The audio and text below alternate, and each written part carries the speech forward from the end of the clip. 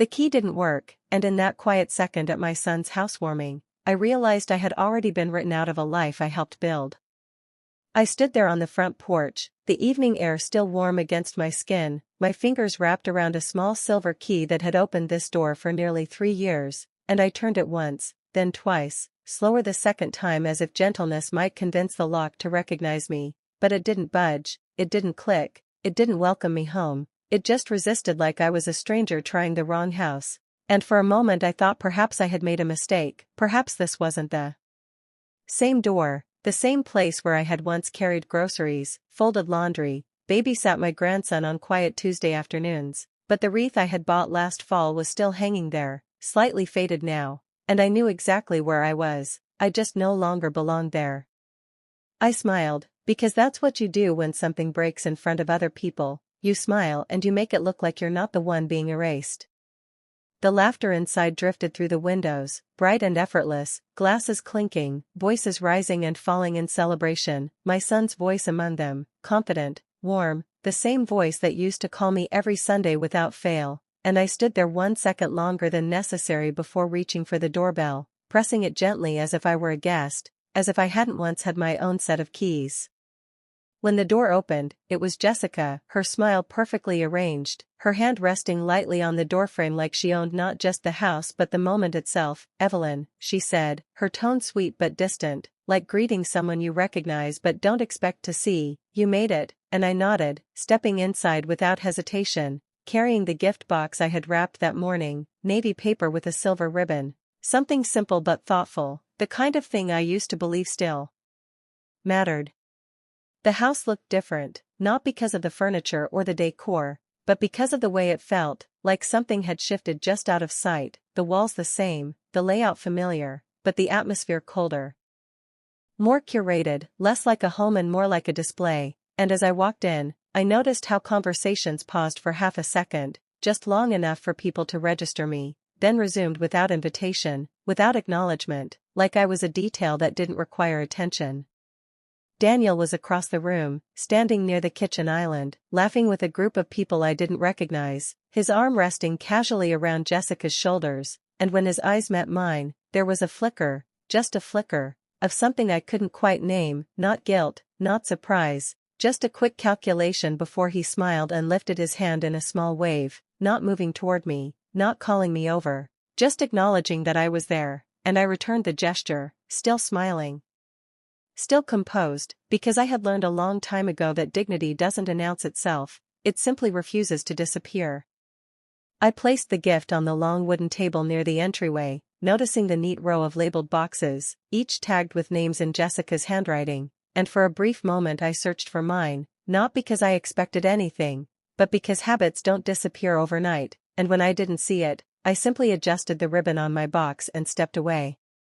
"We changed the locks last week," Jessica said lightly from behind me, her voice carrying just enough to be heard by the couple standing nearby, "you know, for security, with so many people coming in and out," and there was a soft ripple of polite laughter, the kind people offer when they sense something but choose not to question it, and I turned to her, meeting her eyes with the same calm expression I had worn at the door. "Of course," I said, my voice even, almost gentle, as if we were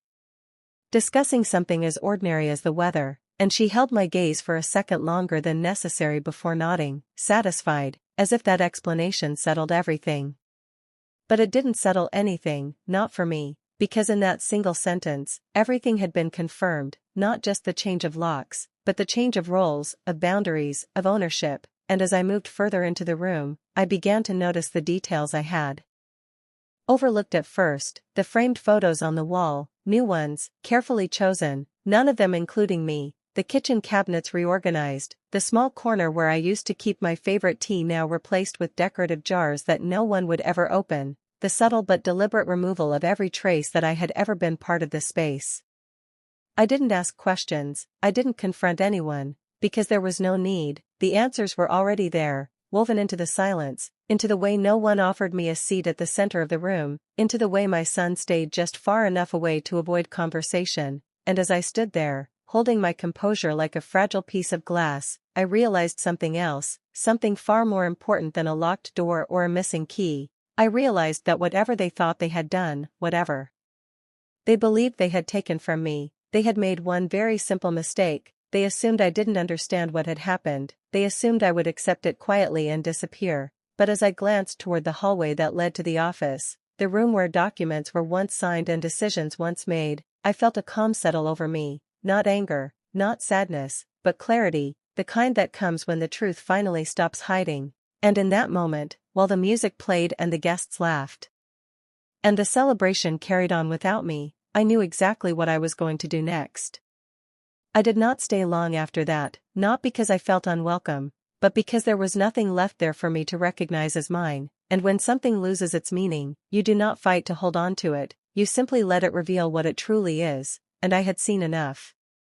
I moved through the room slowly, not wandering, not searching, just observing, letting every small detail settle into place in my mind the way puzzle pieces do when you finally stop forcing them, and I noticed how the music seemed just a little too loud, how the conversations never quite included me, how even the air felt curated, like everything had been arranged to look effortless while hiding something deliberate underneath.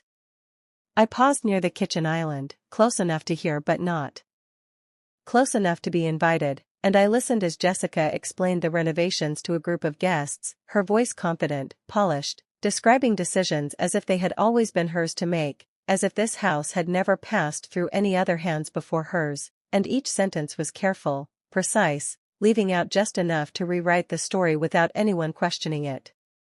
Daniel stood beside her, nodding occasionally, adding small details when needed, but mostly allowing her to lead, and I watched him the way you watch someone you used to know very well, trying to understand when exactly the shift happened, when the distance became natural instead of temporary, when silence became easier than truth.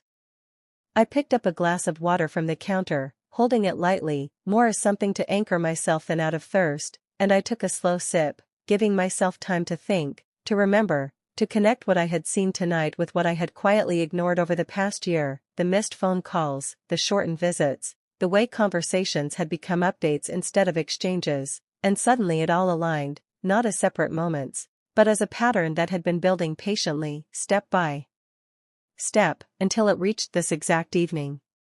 "We really wanted a fresh start," Jessica said, her voice drifting toward me again, and I turned slightly, not enough to interrupt, just enough to catch the rest of her sentence, "something that feels like ours," and there it was, simple, almost innocent in its phrasing, but complete in its meaning, something that feels like ours, not shared, not inherited, not connected to anything that came before, just theirs, defined by their choices, their boundaries, their version of the story.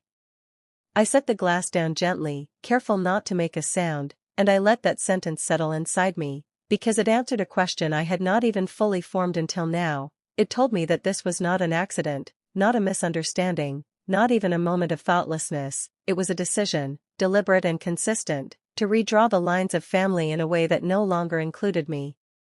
I glanced once more toward the hallway, the familiar turn that led to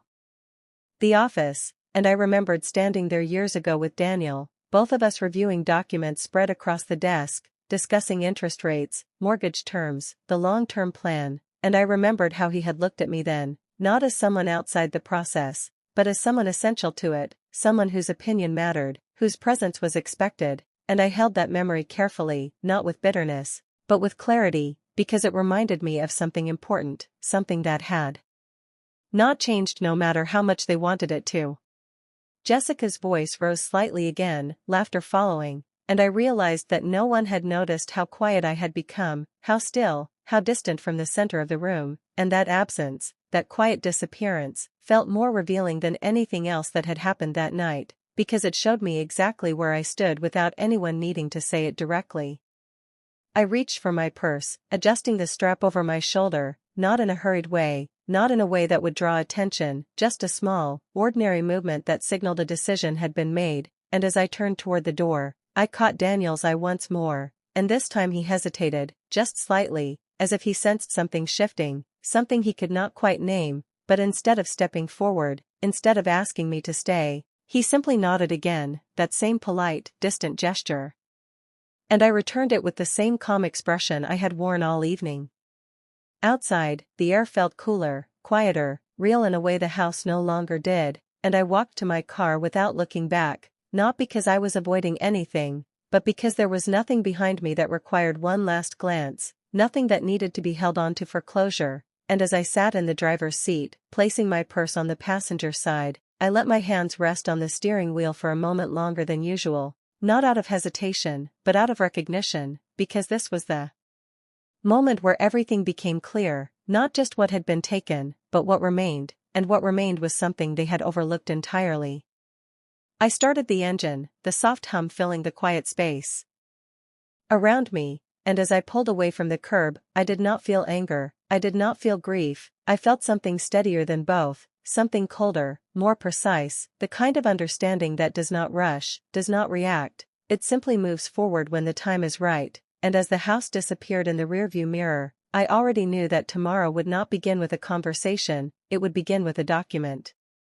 The next morning arrived without hesitation, the kind of morning that does not ask how you feel before it begins, the kind that simply moves forward and expects you to do the same, and I woke before the sun had fully risen, not because I had not slept, but because my mind had already settled into something clear, something steady, something that no longer needed time to form.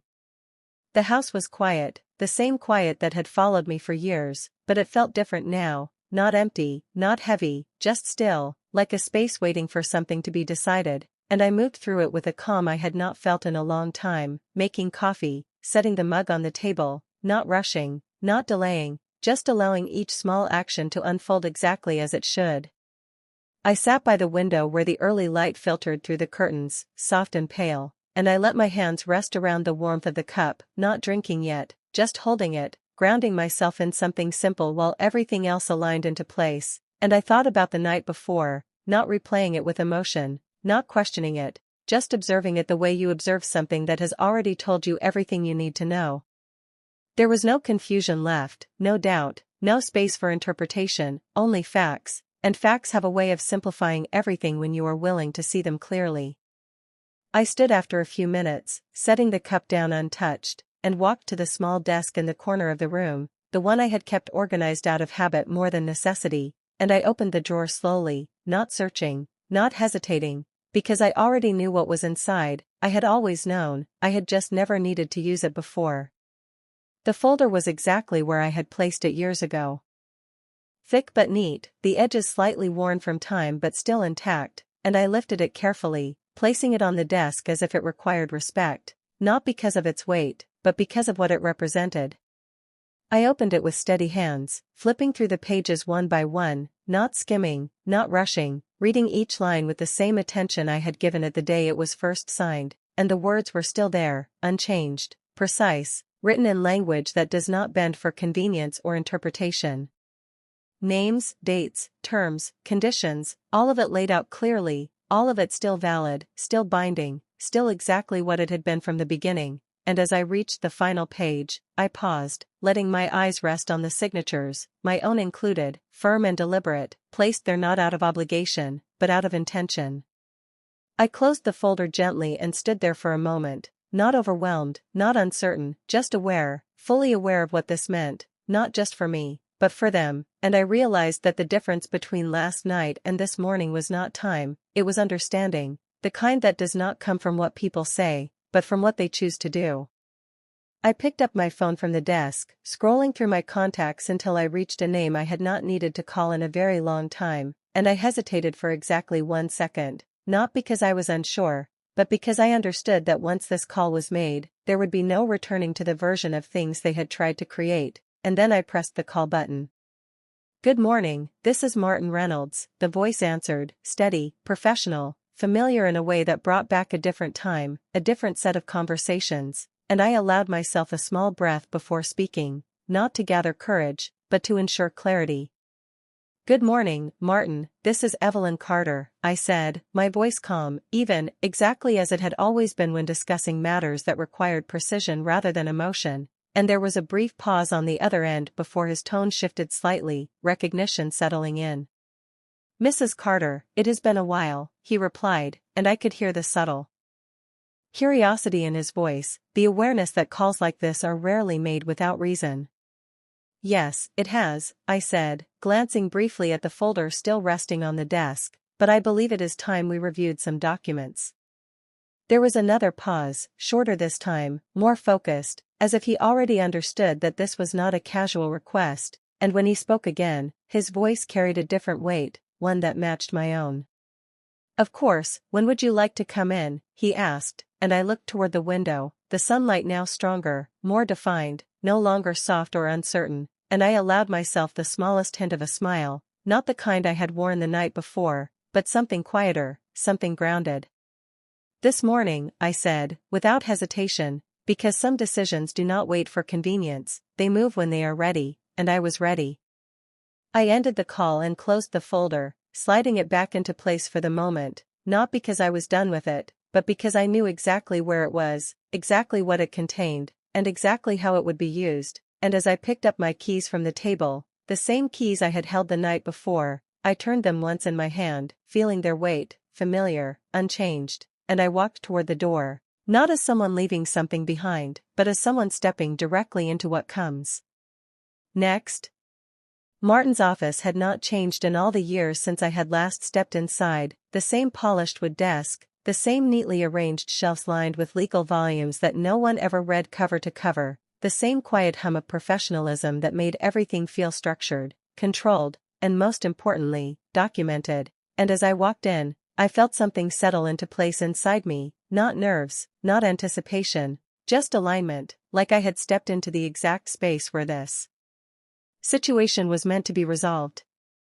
He stood when I entered, extending his hand with a polite nod, his expression composed but observant, the way someone looks when they know the conversation ahead will matter, and I returned the gesture with equal calm, taking the seat across from him without hesitation, placing my purse neatly beside the chair before reaching for the folder I had brought with me. "You mentioned documents," he said, his tone measured, professional, leaving space for me to guide the direction, and I opened the folder slowly, turning it toward him so he could see the first page without needing to ask, not dramatic, not forceful, just clear. He leaned forward slightly, adjusting his glasses as his eyes moved across the page, and I watched the shift happen, subtle but unmistakable, recognition first, then focus, then something more precise, something that told me he understood exactly what he was looking at. "This is the original purchase agreement," he said, more to confirm than to question, and I nodded once, my hands resting lightly in my lap, steady, composed, the same way they had been when I signed those papers years ago. "Yes," I replied, my voice even, along with the co-ownership terms and the clause regarding occupancy rights, and I let that sentence sit between us for a moment, not emphasizing it, not explaining it further, because the words themselves carried enough weight for someone who knew how to read them.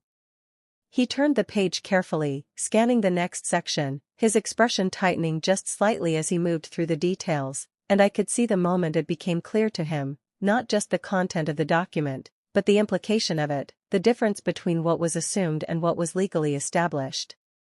"And this has not been amended?" he asked, glancing up briefly, and I met his eyes without hesitation.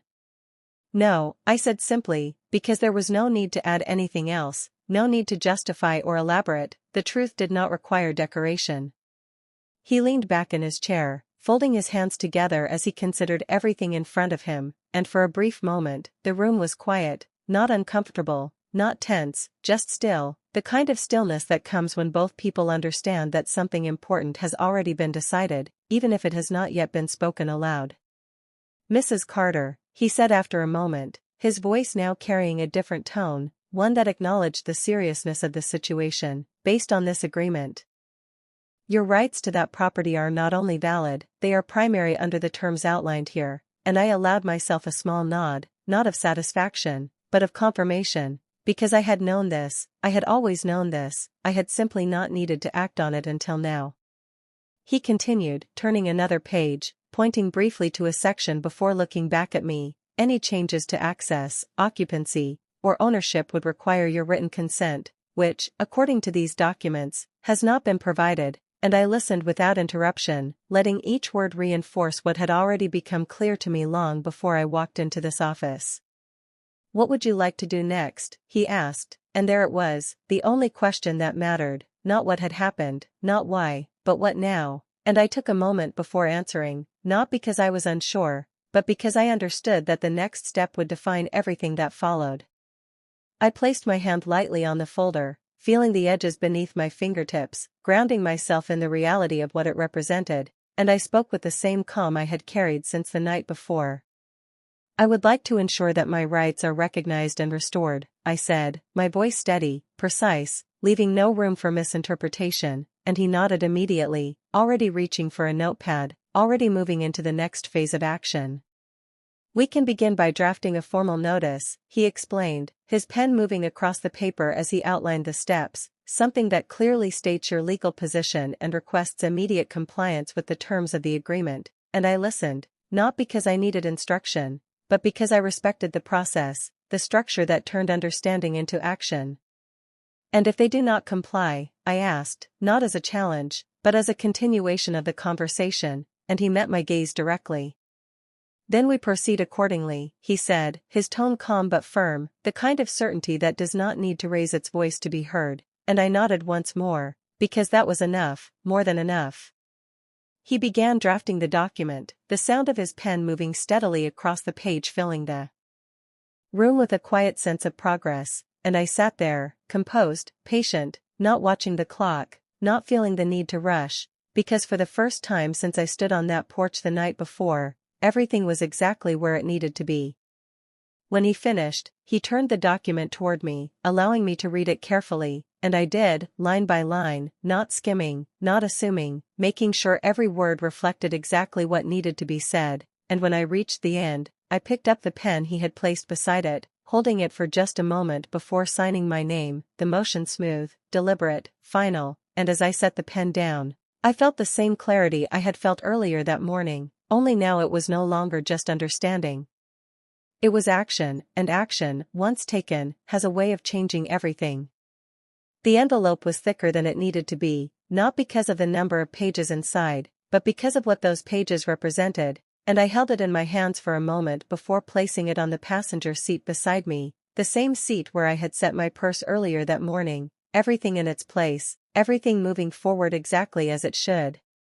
The drive back felt different from the night before, not quieter, not heavier, just more defined, like each street, each turn, each familiar landmark had sharpened into something clearer, something that no longer carried uncertainty, and I found myself noticing details I had passed 100 times without thought, the way the sunlight reflected off the storefront windows, the steady rhythm of traffic lights changing from red to green, the simple order of things continuing exactly as they always had, unaffected by the quiet shift that had just taken place in my life. When I reached home, I did not rush inside. I sat in the car for a moment, looking at the envelope again, my name printed neatly in the upper corner, the legal firm's address beneath it, everything precise, everything formal, and I understood that this was not just a document, it was a boundary, one that had always existed but had only now been acknowledged in a way that could not be ignored. I stepped out of the car and walked to the front door, unlocking it with the same steady motion I had used for years, and as I entered, I felt the familiar quiet of the house settle around me, but this time it felt different, not like an absence, but like space, space that was mine, space that had not been rewritten or redefined by anyone else's choices. I placed the envelope on the table near the entryway, not opening it again, not rereading it, because I did not need to. I already knew every word it contained, every line, every clause, every statement that had been carefully constructed to say exactly what needed to be said without raising its voice.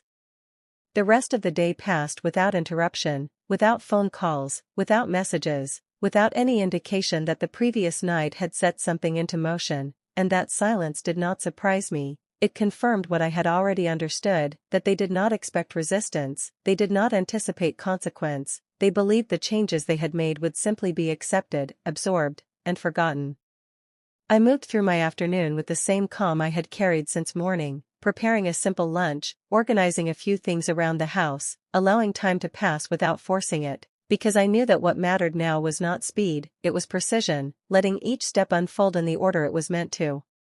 It was not until early evening, just as the light outside began to soften, that my phone rang, the sound cutting through the quiet in a way that felt almost deliberate, and I glanced at the screen before answering, seeing Daniel's name there, exactly where I expected it to be.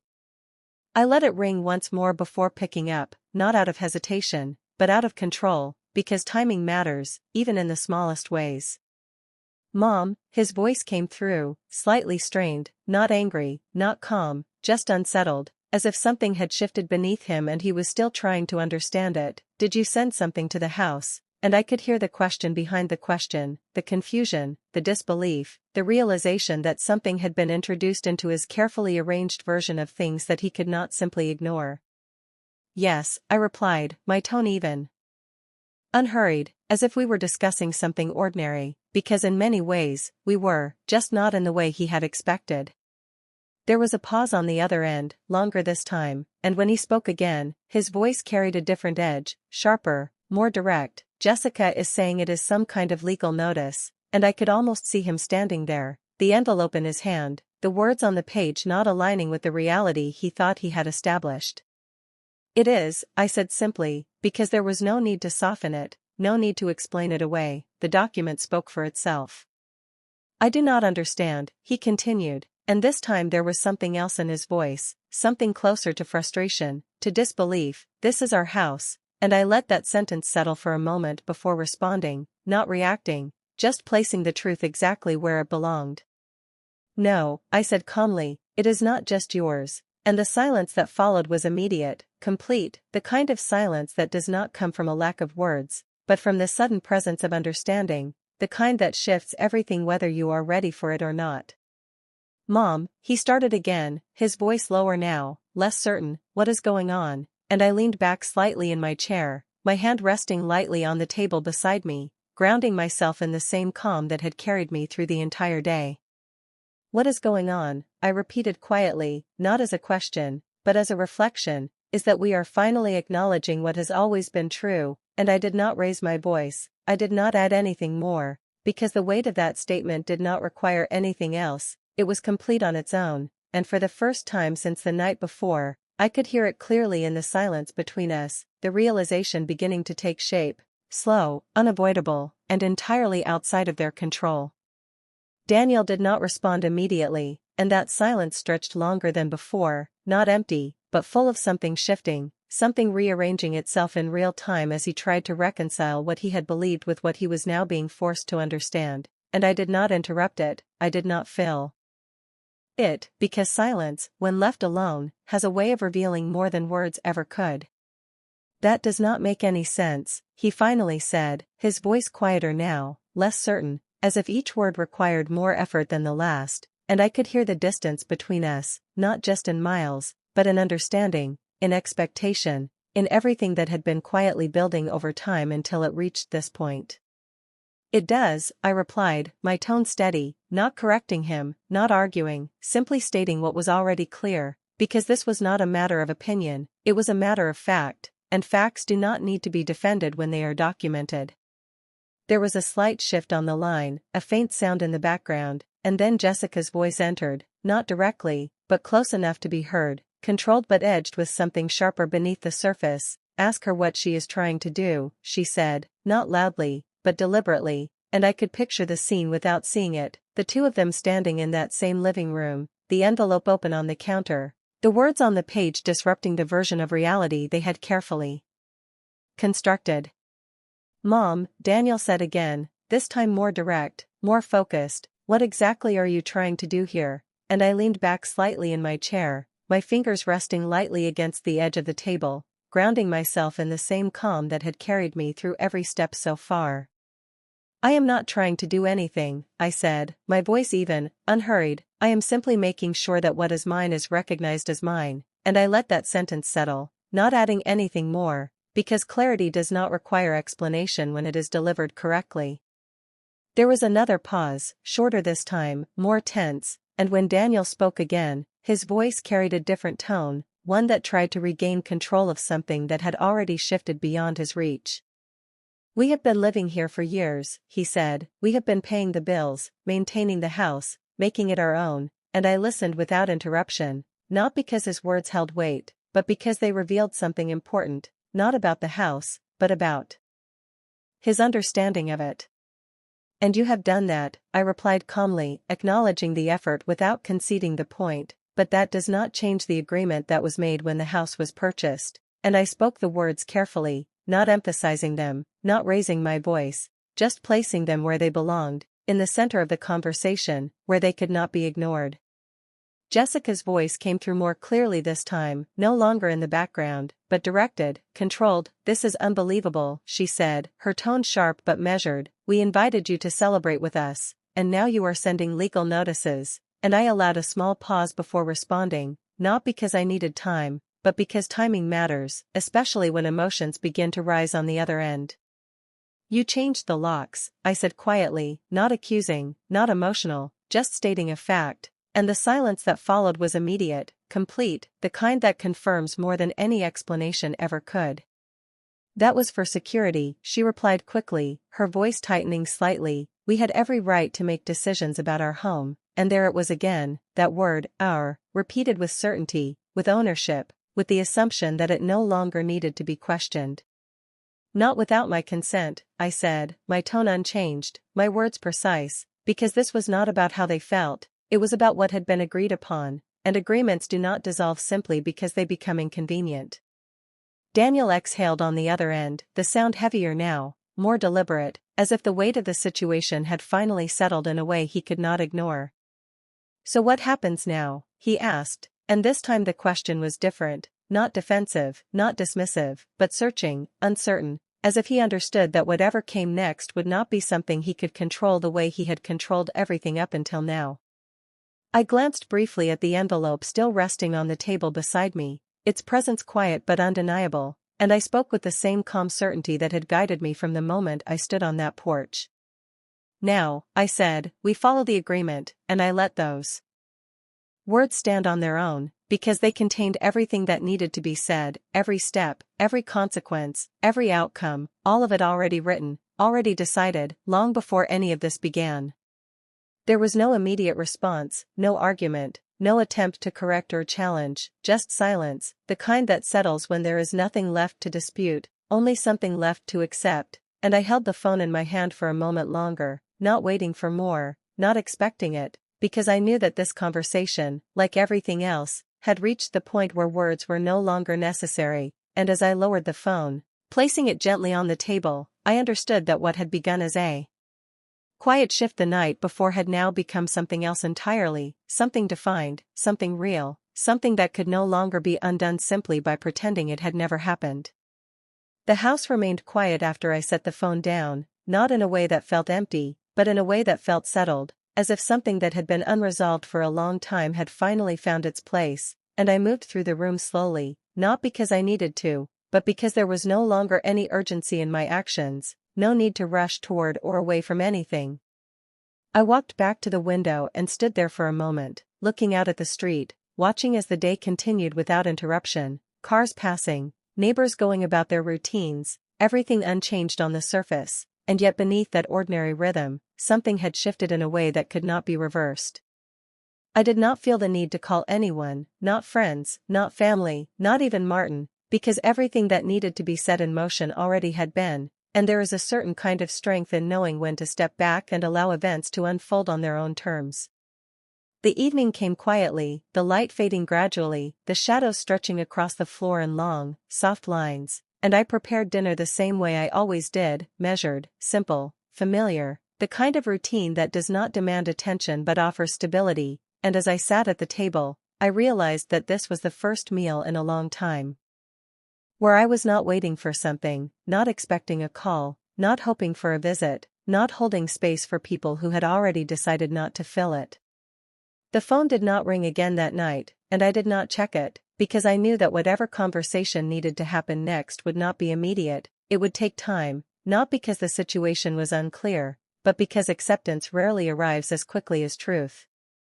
The next morning began the same way as the one before, early, quiet, deliberate, and I carried that same sense of clarity with me as I moved through the day, each action aligned with the understanding I had already reached. It was just after 10 in the morning when the knock came at the door, not loud, not urgent, just firm enough to be noticed, and I walked toward it without hesitation, already aware of who would be standing on the other side.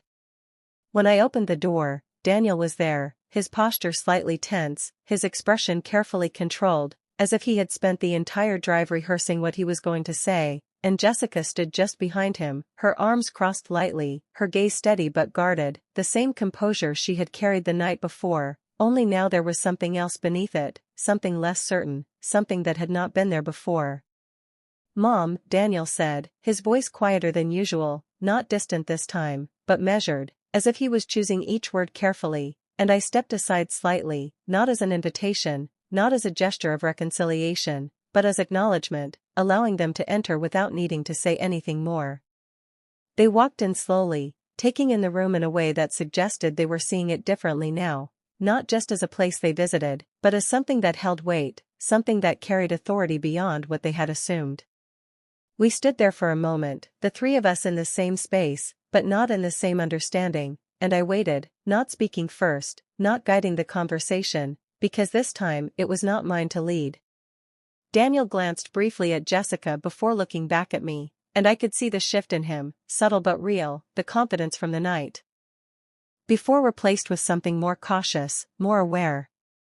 "We got the notice," he said finally, his voice steady but lower than usual, and I nodded once, not confirming, not questioning, simply acknowledging what had already been established.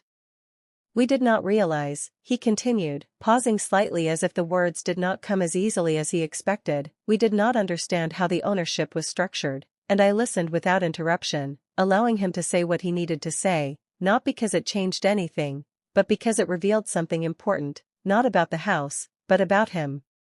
Jessica remained silent, her posture unchanged, but her eyes moved briefly toward the hallway, then back to me, as if she was recalculating something, reassessing the situation in a way that required more precision than before. "We thought," Daniel added, stopping himself before finishing the sentence, and that unfinished thought said more than anything he could have completed it with. It spoke to assumptions, to expectations, to decisions made without fully understanding their foundation. "Yes," I said quietly, not correcting him, not filling in the gap, just allowing the truth to exist without needing to reshape it, and the silence that followed was not tense, not uncomfortable, just clear, the kind of clarity that leaves no room for confusion, only for acceptance. I walked toward the table, picking up the envelope that had been resting there since the day before, and I placed it gently in front of them, not as a gesture of confrontation, but as a continuation of what had already begun, and I looked at them both, my expression calm, my posture steady, exactly as it had been from the moment this all started.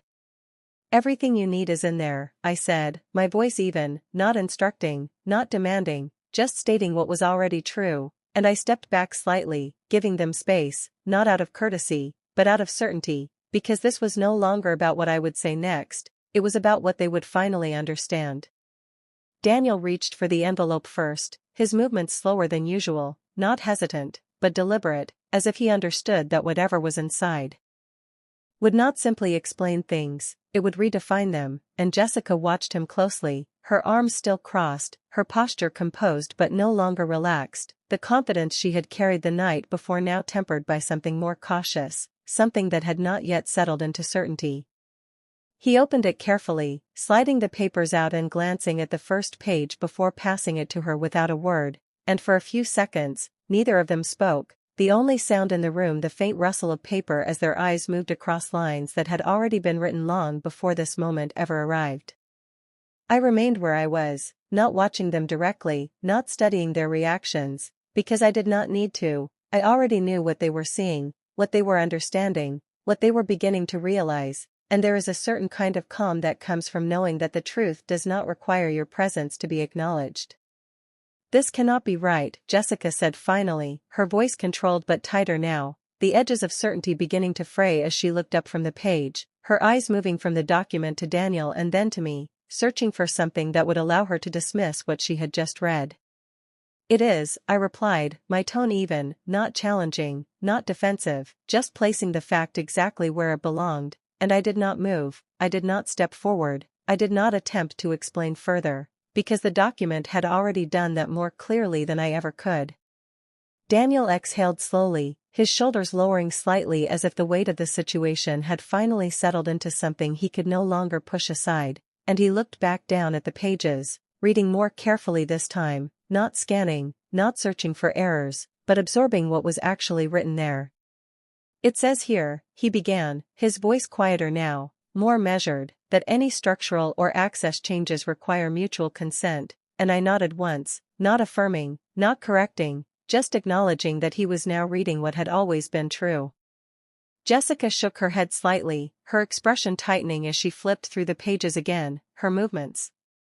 sharper now, less controlled, as if repetition might somehow change the outcome. We did not sign anything new, she said, her tone more defensive, more insistent. We did not agree to this, and I allowed a small pause before responding, not because I needed to choose my words, but because I understood that this moment required precision, not reaction. You did not need to, I said calmly, my voice steady. The agreement was already in place, and that sentence settled into the room with a quiet finality, not loud, not forceful, but complete, leaving no space for reinterpretation. Daniel lowered the paper slightly, looking at me now with something different in his expression, not confusion, not frustration, but understanding, the kind that arrives slowly but firmly, and he nodded once, almost to himself, as if acknowledging something he had overlooked for far too long. Jessica remained still for a moment, her gaze fixed on the document, her posture unchanged, but the tension in her shoulders more visible now, more defined, and when she finally looked up, her voice was quieter, more controlled, but no longer certain. So what are you saying? She asked, and I met her eyes directly, not with confrontation, not with emotion, just with clarity. I am saying that nothing has changed, I replied, my tone even, precise, except your understanding of it, and I let that sentence remain exactly as it was, without adding anything more, because it did not need to be expanded or explained, it simply needed to be heard. The room fell silent again, not the kind of silence that waits for someone to speak, but the kind that settles when there is nothing left to argue, only something left to accept, and I could see it in the way Daniel held the papers now, not as something to question, but as something to consider, something to work through in a way that did not involve dismissing it. Jessica's gaze shifted once more, moving briefly around the room, taking in the space in a way that felt different from when she had first walked in, not as someone assessing, but as someone recalculating, and that subtle shift, that quiet change, said more than any words she could have spoken. I did not move toward them, I did not press the moment, I did not ask for acknowledgement or agreement, because this was not about forcing an outcome, it was about allowing the truth to take its place, and truth, when it is clear enough, does not need to be defended, it simply stands until everything else adjusts around it. After a few more seconds, Daniel folded the papers carefully, placing them back into the envelope with a level of care that had not been there when he first opened it, and he looked at me again, his expression steadier now, more grounded, as if he had begun to accept not just what the document said, but what it meant.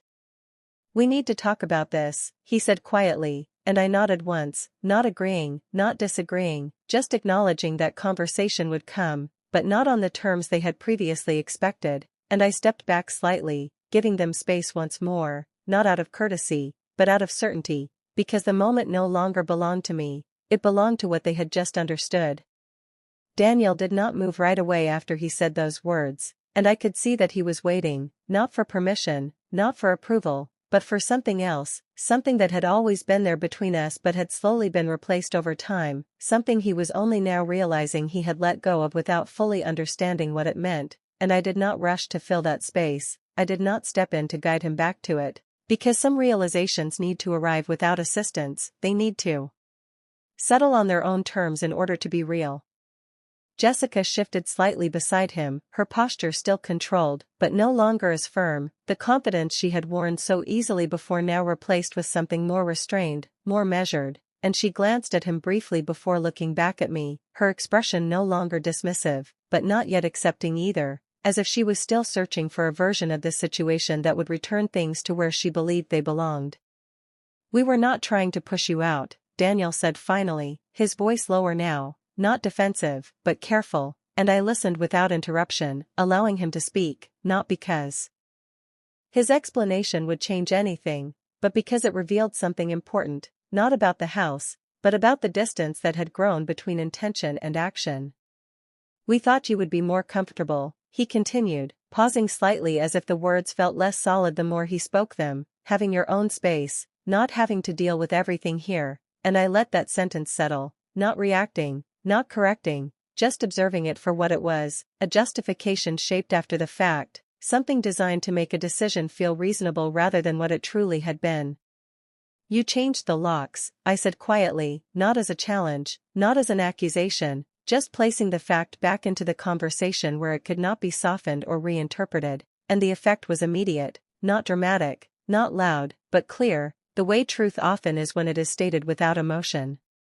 Daniel looked down briefly, his hand still resting on the envelope, and for the first time since he arrived, he did not try to respond right away, he did not reach for another explanation, he simply stood there, allowing the weight of that single detail to settle into the rest of what he had been saying, and that silence told me more than any argument ever could.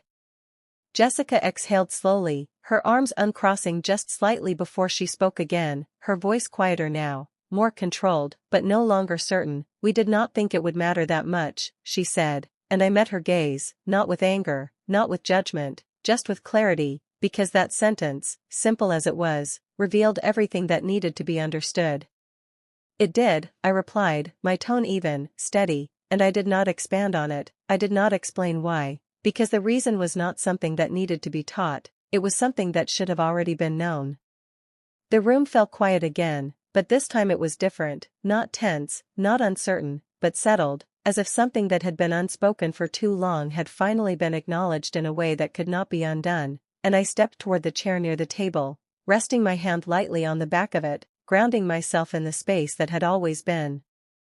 mine, whether they had recognized it or not. We can fix this, Daniel said after a moment, his voice softer now, not confident, not certain, but hopeful in a way that felt unfamiliar, as if he was reaching for something he was no longer sure how to hold, and I looked at him, really looked at him, not as the boy he had once been, not as the distance he had created, but as the person standing in front of me now, trying to understand something he had overlooked. This is not about fixing anything, I said calmly, my voice steady, not dismissive, not cold, just clear. This is about understanding what should not have been forgotten, and I let that sentence remain exactly as it was, because it carried everything that needed to be said without requiring anything more. Jessica's gaze shifted again, her posture adjusting slightly as if she was beginning to see the situation from a different angle, not one she preferred, but one she could no longer ignore, and Daniel nodded slowly, almost imperceptibly, as if something inside him had finally aligned with what had been placed in front of him. I stepped back from the chair, giving them space once more, not because I needed distance, but because I understood that this moment was no longer about what I would do next, it was about what they would choose to do with what they now knew, and choices, once made with full understanding, carry a different kind of weight, one that cannot be set aside as easily as before. Take the time you need, I said quietly, not as an instruction, not as a request, just as a statement, and I moved toward the doorway, not leaving the room, not ending the conversation, just shifting my position in a way that made it clear that the next step no longer belonged to me, and as I stood there, the light from the window falling softly across the floor, I felt that same clarity settle once more, not as something new, but as something that had been there all along, waiting to be recognized, and now that it had been, there was nothing left to prove, nothing left to defend, only something left to be acknowledged, exactly as it was.